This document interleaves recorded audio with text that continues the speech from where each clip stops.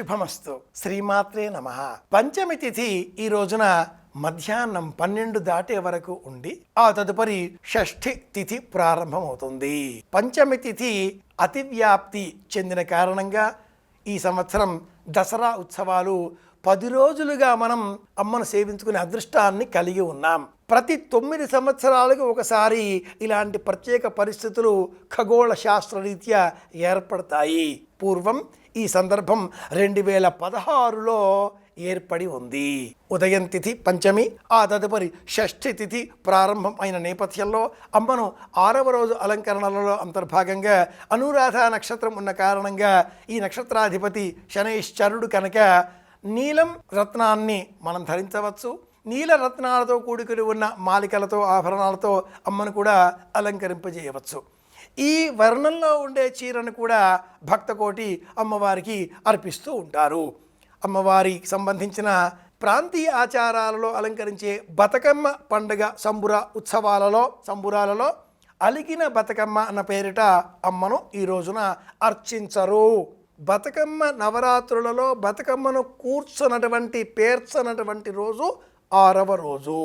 విజయవాడ కనకదుర్గ రూపాలలో అమ్మ ఈ రోజున లలిత త్రిపుర సుందరి రూపంలో దర్శనమివ్వగా, మరొక వైపున అఖిలాండ కోటి బ్రహ్మాండ నాయకుడైన ఆ శేషాచల వాసుడు ఉదయం కల్పవృక్ష వాహనంపై విజయం చేస్తారు. శ్రీవారు సాయంత్రం వేళ సర్వభూపాల వాహనంపై మనకు దర్శనమిచ్చి అనుగ్రహించగా, కాత్యాయని రూపంలో శ్రీశైల క్షేత్రంలో అమ్మ ప్రదోష సమయంలో హంసవాహనాధిరూఢగా దర్శనమిస్తారు. అలాగే శృంగేరి క్షేత్రంలో ఇంద్రాణి రూపంలో అమ్మను మనం దర్శనం చేసుకోవచ్చు. ఈ రోజు నుంచి అమ్మ వెలిసిన ఆ శృంగేరి క్షేత్రంలో శతచండీ యాగం సంకల్పం చేస్తున్నారు. ప్రపంచవ్యాప్తంగా శాంతి కలగాలి అనే రూపంతో నిర్వహించేటటువంటి ప్రపంచ క్షేమం కోరి నిర్వహించే ఈ చండీయాగ సంబంధిత సంకల్పంలో మనం కూడా పాలు పంచుకుందాం. అమ్మను తలుచుకుని శ్రీమాత్రే నమః అంటే మన ఇంట్లో మాత్రమే కాక ప్రపంచవ్యాప్తంగా అంతటా కూడా శాంతి నెలకొల్ప విధంగా సంకల్పం చేద్దాం. అలాగే అమ్మ అనుగ్రహం పొందే నిమిత్తమై సులభంగా మనం పాటించే విధానం నైవేద్యం.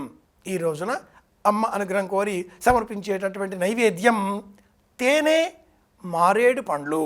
అలాగే తేజస్సు అనేది మనకు ప్రయోజనంగా అమ్మ అందిస్తుంది.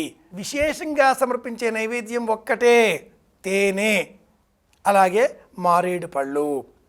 సర్వార్థ సాధక చక్రస్వామినిగా ఆ నవావరణ దేవతలలో 6వ దేవతగా అర్చించే మనం అమ్మను రక్తదంతి అనే రూపంలో సప్తశతి రూపంలో స్మరించుకుంటాం.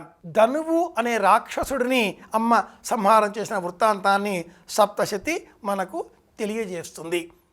మార్కండేయ పురాణాంతర్గతమైన సప్తశతి, బ్రహ్మాండ పురాణాంతర్గతమైన లలితోపాఖ్యానం, లలిత సహస్రనామావళి, శ్రీ విద్యా సంబంధితమైన అనేక ఇతర విశేషాలు, ముఖ్యంగా అమ్మవారి నామావళికి సంబంధించిన విశేషాలు, అష్టోత్తర సహస్ర నామావళులను మనం స్మరించుకుంటాం.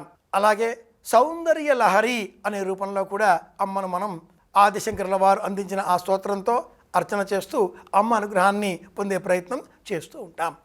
6వ రోజున అమ్మను లక్ష్మీదేవి రూపంలో అర్చించినట్లయితే శత్రువుల బాధ తొలగుతుంది.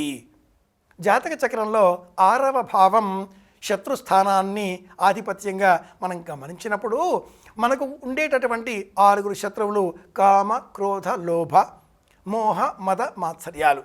ఈ శత్రువుల బారి నుంచి మనల్ని మనం కాపాడుకోవాలి.